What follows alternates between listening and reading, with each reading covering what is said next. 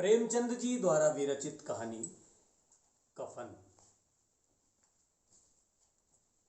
घीसू और माधव अपने घर के बरामदे के सामने अलाव तापते हुए सामने बैठे हुए थे। अंदर के कक्ष में माधव की पत्नी बुधिया प्रसव पीड़ा से कराह रही थी और दोनों निश्चिंत होकर अलाव में आलू भून भून कर खा रहे थे। घीसू ने माधव से कहा, अंदर जाकर देख क्यों नहीं आता? माधव ने कहा, मरना हो मर जाए।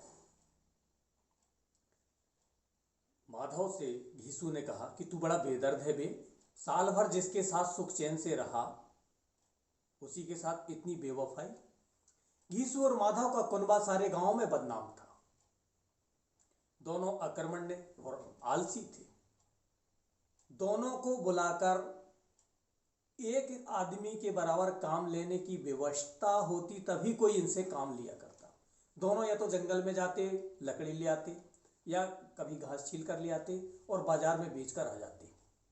और जब तक इनके पास खाने पीने को होता, काम ना करने की तो मानो इन्होंने कसम खा ली थी। और संयम और धैर्य तो इतना कि साधु बनना होता तो संयम और नियम की तो इनके पास कमी न थी। और इतने चोर, इतने आलसी कि अभी जो आलू भूंज कर खा रहे थे वही भी किसी के खेत से चुरा कर लाया हुआ था। कभी किसी के खेत से मटर उखाड़ कर ले आए, कभी किसी के खेत से गन्ना ले आए, रात भर चूस रहे हैं। और जब से माधव की 1 आध साल पहले शादी हुई थी उसने घर में व्यवस्था की नींव डाली थी। घीसू की पत्नी का तो कब का देहांत हो चुका था। बुधिया के आने के बाद इन दोनों की स्थिति में कुछ सुधार हुआ था। और जब से बुधिया आई थी तो वो कभी घास छीलकर, कभी चक्की चलाकर दोनों का दो जग भरती थी। और जब से वह आई थी मानो दोनों अकड़ने लगे थे। कोई काम पर बुलाता तो मना कर दिया करती। और वही बुधिया आज प्रसव पीड़ा से कराह रही है, लेकिन दोनों आलू खाने में मग्न हैं। और जब माधव ने अपने दादा से कहा कि दादा तुम्हें क्यों नहीं दिखाते, तो माधव ने जब अपने पिता घीसू से कहा कि तुम्हें क्यों नहीं दिखाते, तो घीसू ने कहा कि जीवन भर जिसका कभी मुख नहीं देखा वह मुझसे लजाएगी नहीं। खुलकर ना हाथ पैर पटक पाएगी, ना खुलकर मुझे देख पाएगी। पता नहीं किस स्थिति में होगी। तुम्हें जाना चाहिए। जब मेरी बीवी बीमार हुई तो मैं 3 दिन तक उसके पास से हिला भी ना था। माधव ने कहा, दादा यदि बाल बच्चा हुआ तो कैसा करेंगे? घर में ना तो ना घी है, ना गुड़ है, ना तेल है, ना सौठ है। भगवान दे भी तो सब प्रबंध हो जाएगा। मैंने 60 साल कोई घास नहीं खोदा है। तो इस तरह से घीसू कई तरह की बातें करने लगा और उसको ये लगता था कि हमारी स्थिति उन किसानों, उन कृषकों से बेहतर है जो दिन रात हाड़ पसीना एक करके कमाते हैं और उनकी स्थिति भी कोई मजदूरों से कम नहीं। आलू खाते खाते घीसू को ठाकुर की बारात याद आ गई। कितना दरिया दिल था वो ठाकुर। जब उसकी बारात में गए थे तो मिठाई, पूड़ी, कई तरह के साग, तरकारी, रायता, अचार लोग मना करने के बावजूद पत्तल में परोसे देते थे। हमने तो छक करके भोजन किया। आजकल तो लोगों को किफायत सूझती है, आजकल तो लोग वैसा खिलाते नहीं हैं। दादा तुमने तो 20 पुड़ियां खाई होंगी, मैं तुम्हारी जगह होता तो 50 खा जाता। घीसू ने कहा, मैंने भी 50 से कम ना खाई होगी, मैं तो पूरा पट्टा था, तुम तो उसके आधे भी नहीं हो। और इस तरह की बातें करते करते दोनों अलाव के किनारे ही धोती ओढ़कर सो गए। उन्हें देखकर ऐसा लगता था मानो 2 अजगर गड्ढमड होकर आराम कर रहे हो। ये दोनों इधर आराम करने लगे और उधर अंदर बुधिया अभी भी प्रसव पीड़ा से कराह रही थी, बिलख रही थी। कहानी का प्रथम दृश्य समाप्त। ज्यों ही सुबह हुई माधव अंदर कक्ष में गया तो जाकर देखा बुधिया मरी पड़ी थी।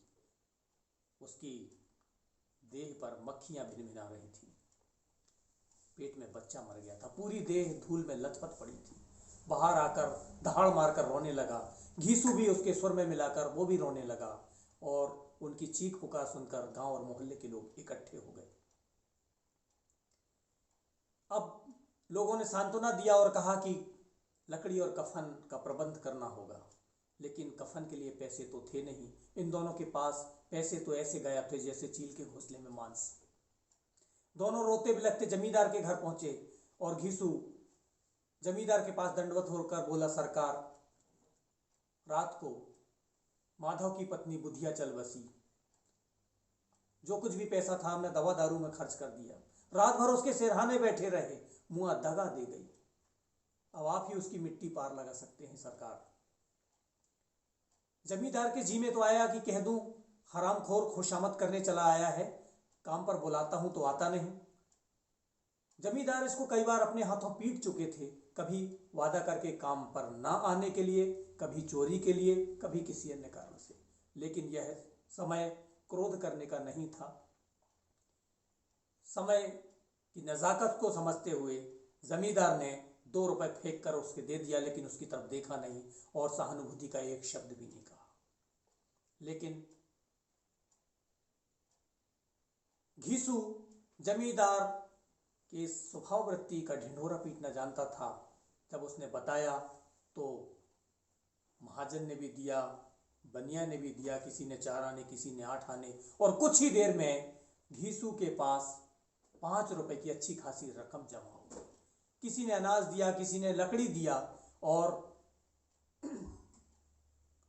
मोहल्ले की स्त्रियां आती थीं और उस बुधिया की बेकसी पर आंसू बहाकर चली जाती थीं। इधर लोग बांस वांस काटने लगे और ये दोपहर के समय पैसा लेकर बाजार की ओर चल पड़े। कहानी का दूसरा दृश्य समाप्त। कहानी का तीसरा दृश्य प्रारंभ होता है। घीसू और माधव गांव के नजदीक के कस्बे की ओर चल पड़े हैं और रास्ते में कह रहे हैं कि यही पैसे यदि समय रहते मिल जाते तो हम बुधिया के प्राण बचा सकते थे, उसकी कुछ दवा दारू का इंतजाम कर सकते थे। लेकिन संसार की ये क्या कुरीति है कि जीते जी जिसे तन ढांकने को चीथड़ा नसीब न हुआ, उसे मरने के बाद नया कपड़ा चाहिए, कफन चाहिए। इसका क्या औचित्य है? आखिर लाश उड़ते उड़ते तो शाम हो जाएगी, अंधेरा हो जाएगा और लकड़ी के साथ तो ये कफन भी जल जाएगा। आखिर क्या धरा है? जिसे जीते जी कपड़ा ना मिला उसे नया कपड़ा चाहिए मरने के बाद। दोनों एक दूसरे के मन के भाव को ताड़ रहे थे। कभी इस बाजार पहुंचने पर, कस्बे की बाजार पहुंचने पर कभी इस दुकान गए, कभी उस दुकान गए, कभी रेशमी कफन देखा, कभी सूती कपड़ा देखा, कुछ जचा नहीं। इस दुकान से उस दुकान भटकते रहे और मानो एक दूसरे के भावों को वो ताड़ रहे थे और न जाने किस दैवी प्रेरणा से एक मधुशाला के सामने जाकर खड़े हुए और अंदर जाकर कहा, साहू जी हमें भी एक बोतल दो, और दोनों बैठकर ताबड़तोड़ पीने लगे। लोग देख रहे थे तो कह रहे थे मन ही मन की, बताओ ये दोनों कितने खुशनसीब हैं, दोनों के बीच में पूरी एक बोतल रखी है। इस समय दोनों एक के बाद एक पिए जा रहे थे और पीने के बाद उन्होंने तली हुई मछलियां मंगाई, चिखोना आया, कलेजी आई। सामने की दुकान से जाकर माधव ने पूड़ी सब्जी मंगा लिया, जी भर के छक कर खाए और उसके बाद सामने एक भिक्षुक ललचाई नजरों से उनकी ओर देख रहा था, तो बचा हुआ भोजन माधव ने उसको दिया और पहली बार जिंदगी में देने के गर्व और उल्लास से उसका सीना चौड़ा हो गया। जिन पैसों को जमींदार ने और गांव वालों ने एकत्र करके दिया था, और जमींदार जानते थे कि इन पर दया करना मतलब काले कंबल पर रंग चढ़ाना, लेकिन उस स्थिति के कारण इन्होंने उस पैसे दे दिए थे और ये पैसे को इन्होंने खा पी करके हजम कर गए। और नशा अस्थायी होता है। आखिर माधव रोने लगा और कहा कि दादा, उसकी मांग में सिंदूर तो मैंने भरा था, मैं ऊपर जाकर उसे क्या जवाब दूंगा? जब वो पूछेगी कि मेरे लिए कफन तक का प्रबंध ने किए, तो घीसू इस आनंद में कोई व्यवधान नहीं आने देना चाहता था। घीसू ने कहा, तू फालतू की बातें क्यों करता है? कफन का प्रबंध होगा। कैसे होगा? कैसे होगा दादा, मुझे बताओ। अरे होगा, अब की बार वही लोग प्रबंध करेंगे। हाँ, ये है कि हमारे हाथ में पैसे ना आएंगे। जब माधव ने उस भिक्षुक को बचा हुआ भोजन दिया तो कहा कि आशीर्वाद दे कि वो बैकुंठ जाएगी। फिर दोनों आपस में वार्तालाप करने लगे कि वह बैकुंठ ना जाएगी तो कौन जाएगा? क्या ये मोटे मोटे लोग जाएंगे जो लोगों का शोषण करते हैं और दिखाने के लिए मंदिर में जाकर चढ़ावा करते हैं? वो लोग जो बेईमानी करते हैं, पाप करते हैं और गंगा में जाकर स्नान करने के बाद सोचते हैं कि हमारे पाप धुल जाएंगे। इस तरह की बातें करते करते दोनों नशे में धुत होकर नाचने लगे। वहां की वातावरण में इतना सुरूर था, इतना नशा था। वहां कोई डींगे हाँक रहा था, कोई अपने साथी के मुंह में जबरदस्त कुल्हड़ ठूंसे दे रहा था, कोई किसी के गले में बाहें डाल रहा था और पूरी तरह वहां का वातावरण नशामय था। और घीसू और माधव भी नाचने लगे, गाने लगे, अभिनय भी किया, मटके भी, और दोनों बेसुध होकर धड़ाम से वहीं पर